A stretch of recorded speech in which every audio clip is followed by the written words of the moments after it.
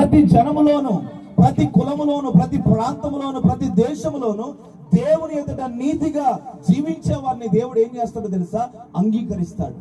దేవుడు అంగీకరించిన వాడు మాత్రమే ధన్యుడు తప్ప ఎవరికి వారే అంగీకరించబడి నేను గొప్పోడని చెప్పుకున్నవాడు ధన్యుడు కాదు. ఈ లోకంలో చాలా మంది మన ఆస్తులను చూసి, మన ఆస్తులను మోస్తే, మనకున్న వాటినన్నింటిని బట్టి, మన టాలెంట్ని బట్టి చాలా మందిని మనం పొగుడుతారు. కానీ ఈ లోకంలో ఎంతమంది మనల్ని పొగిడినా, ఎంతమంది మనల్ని గౌరవించినా కానీ దేవుడు అంగీకరించకపోతే అది వ్యర్థమైనదే. ఈ లోకంలో అన్ని సంపాదించుకొని రక్షించబడకపోతే ఈ లోకంలో సంపాదించుకున్నవన్నీ కూడా వృధానే. ఈరోజు ఈ రీతిగా మనం కలుసుకొని దేవుని నామాన్ని గణపరచడానికి కారణం ఏంటో తెలుసా? ఈ రాత్రి ఈ కుటుంబంలో ఉన్న వ్యక్తులను దేవుడు అంగీకరించాడు. దేవునికి స్తోత్రం చెల్లిద్దాం. హల్లెలూయా. ఎవడు దేవుని చేత నిర్దోషిని ఎంచబడతాడో వాడే ధన్యుడు.